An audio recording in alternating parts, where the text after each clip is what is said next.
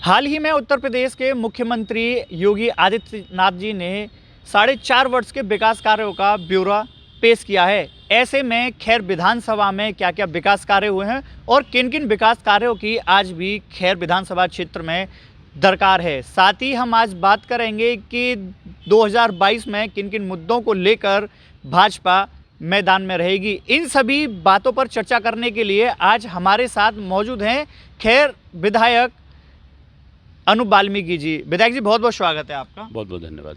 विधायक जी सबसे पहले तो मेरा सवाल ये है कि 2022 में जिस तरीके से विधानसभा के चुनाव हैं तो किन किन मुद्दों को लेकर भाजपा इस बार मैदान में है? देखिए, सबसे पहले तो भाजपा का मुद्दा है सुशासन।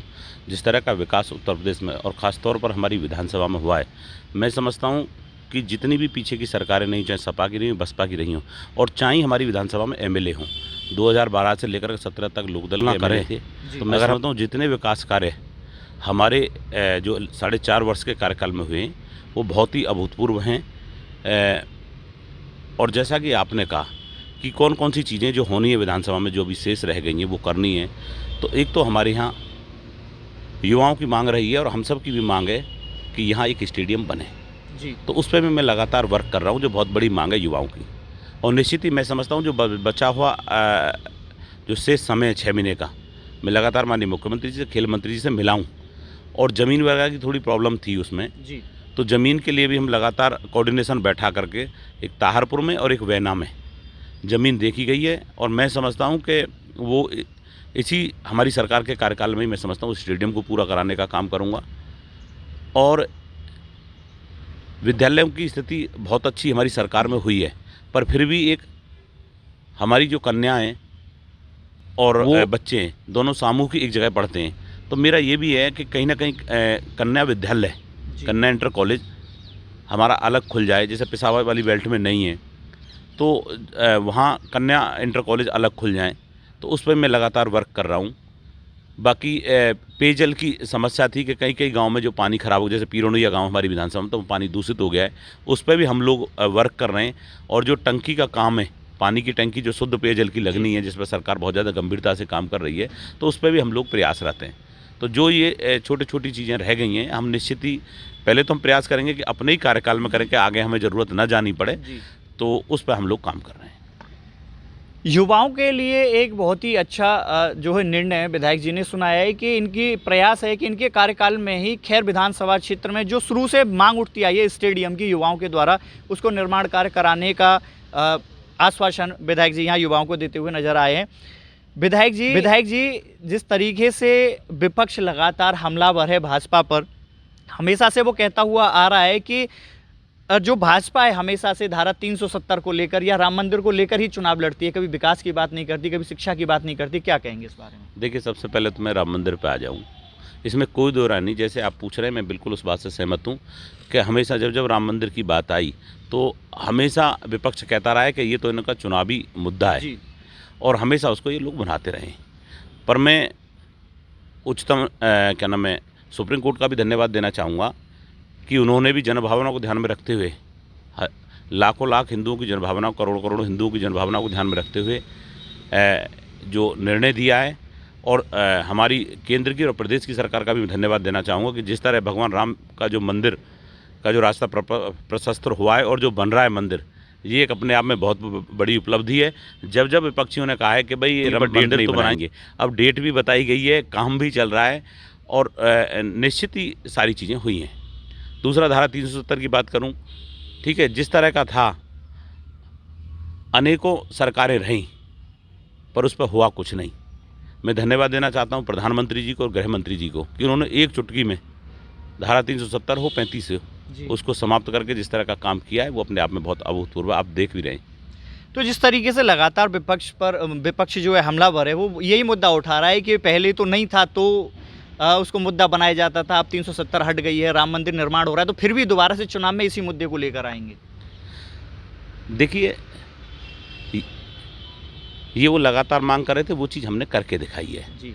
तो अब वो विषय नहीं है, पर ठीक है, हमें अपनी बात पटल पर रखनी है, जनता को रखनी है कि जो बहुत लंबे समय से नहीं हो पा रहा था वो हम लोगों ने करके दिखाया है, तो वो बात भी हम लोगों को कहनी है। बाकी विपक्ष का काम है अपना कहना, हमें अपना काम है करना। देखिए, सबसे पहले तो युवा लगातार विश्वविद्यालय की मांग करते चला रहे थे, वो भी मेरी विधानसभा के बिल्कुल कॉर्नर पे ही है, तो वो भी एक अपने आप में बहुत बड़ी उपलब्धि है। दूसरा मैं बात करूँ डिफेंस कॉरिडोर की, डिफेंस कॉरिडोर में लगभग 80 हेक्टेयर ज़मीन एक्वायरमेंट कर ली गई है, 19 बड़ी कंपनियों को लीज कर दी गई है और लगभग उसमें कई हज़ार लोगों को रोज़गार डिफेंस के इक्विपमेंट उसके अंदर बनेंगे, जो अपने आप में बहुत बड़ी उपलब्धि है। दूसरा मैं बात करूं आईटीआई पे भी लगभग 16 करोड़ रुपए की लागत से आईटीआई मेरे क्षेत्र में बन रही है। जो बच्चे बेचारे हमारे 12th एंटर कराते हैं, बहुत ज़्यादा बड़े कोर्सेज नहीं कर पाते, तो वो भी कुछ ना कुछ वहाँ हुनर पा सकें। ठीक है जी। 4 बड़े पुल, शिवाला पुल पर अनेकों वर्षों से मांग चली आ रही थी, पर पुल नहीं बन पाता था। लगभग 4.5 करोड़ की उपलब्धि से आप देख रहे हैं। एक हमारा डेटा मजूपुर पड़ता है, वहाँ पर पुल। तीसरा उपाध्याय मोहल्ला पर पुल। चौथा हमारा टेंठी गाँव रोड पर पुल, वहाँ अनेकों घटनाएं होती थी। सड़कों की बात करूं तो आप स्थिति देख ही रहे हैं, चाहे अलीगढ़ टप्पल मार्ग हो, चाहे हमारा चंडौस से गोमत मार्ग हो, चाहे हमारा चंडौस से पेशावा मार्ग हो, चाहे पेशावा से गोठनी का चौड़ीकरण हो, चाहे हमारा टप्पल से लेकर के मानागढ़ी तक का चौड़ीकरण और शुद्धिकरण का काम हो, चाहे टप्पल से लालपुर रैयत पर हो, चाहे आपके खैर में हमारा यहाँ से गौमत से लेकर के और अपना पचैरा मथुरा की सीमा तक हो। अनेकों विकास कार्य जो कभी बहुत लंबे समय से नहीं हुए थे, उन्हें करने का काम जो है हम सब लोगों के प्रयास से हमारी सरकार ने। कानून व्यवस्था की बात करूं तो आप भी खुद देख रहे होंगे, उत्तर प्रदेश में 2017 से पहले की स्थिति, अनेकों दंगे प्रदेश में, हमेशा प्रदेश दंगों में झूलता रहा है जी। आज आपने उत्तर प्रदेश के अंदर एक भी दंगा नहीं देखा हुआ। दूसरा, थानों में जब पीड़ित जाता था तो एफआईआर के लिए उसे धक्के खाने पड़ते थे, अधिकारियों के पास जाना पड़ता, नेताओं के पास जाना पड़ता था। आज कहीं जाने की ज़रूरत नहीं है। थानों में आदमी पीड़ित जाता है, उसकी सबसे पहले उसे बैठाया जाता है मान सम्मान के साथ, और उसकी एफआईआर लॉन्च की जाती है और उस पर कार्रवाई की जाती है। आपने वो परिवर्तन देखा है। 2017 से पूर्व में हमारी बहन बेटियाँ घर से निकलने में कई बार सोचती थी, अंधेरा हो जाता था। आज आप पूरे उत्तर प्रदेश में स्थिति देख ही रहे हैं। तो निश्चित कानून व्यवस्था पर हमारी सरकार ने बहुत बड़ा काम किया है। आज अपराधी आपको दिखाई नहीं दे रहे होंगे, या तो उन्होंने खुद सरेंडर किया है और नहीं तो प्रदेश छोड़ के गए, ये सलाखों के पीछे हैं। तो कानून व्यवस्था पर हमारी सरकार ने लगातार बहुत अच्छा काम किया और लगातार प्रयासरत है। दूसरा मैं बात करूं विकास की, तो सड़कों की। सड़क बहुत इंपॉर्टेंट पार्ट है। जिस क्षेत्र की सड़कें अच्छी होती हैं, निश्चित वहाँ डेवलपमेंट ज़्यादा आता है। सड़कों पर हमारी सरकार ने, मैं अपने विधानसभा क्षेत्र में पूरे प्रदेश की न बात करके मैं विधानसभा पर बात करूँ, 543 करोड़ रुपये की परियोजना हमारे पलवल टप्पल अलीगढ़ मार्ग, लगभग 60 किलोमीटर का क्षेत्र मेरी विधानसभा क्षेत्र खैर में ही पड़ता है। आप उसकी स्थिति देख रहे हैं, उससे पहले की स्थिति आपने भली भांति देखी है। विधायक जी, अगर टप्पल अलीगढ़ मार्ग की हम बात करें तो यहाँ पर जट्टारी और खैर में बड़ा जो है गंभीर उसका ट्रैफिक का एक मसला है, और यहाँ पर बाईपास भी सुना जाता है कि प्रस्तावित है, तो फिर उसमें देरी क्यों हो रही है? देखिए, इसमें मैं समझता हूँ कि इसको स्टेट गवर्नमेंट बना रही थी। अब ये NHAI में ट्रांसफ़र हो गया है रोड जी। उन्होंने टेक ओवर कर लिया है और जल्द ही, पहले लैंड एक्विजिशन मतलब काफ़ी हद तक हम लोग आगे पहुंच गए थे। हम शासन प्रशासन दोनों लोगों के तालमेल से ज़मीन चिन्हित कर ली गई थी, पर यह कि NHAI में ट्रांसफ़र हो गया है। ट्रांसफ़र होने के कारण थोड़ा सा लेट हुआ है, पर दोनों जगह, चाहे हमारा खैर हो चाहे जट्टारी हो, दोनों जगह बाईपास जल्द से जल्द बनाया जाएगा। तो ये थे हमारे साथ खैर विधानसभा के भाजपा विधायक अनूप वाल्मीकि जी। जुड़े रहिए हमारे साथ, हम जल्द मिलते हैं फिर एक नई हस्ती के साथ।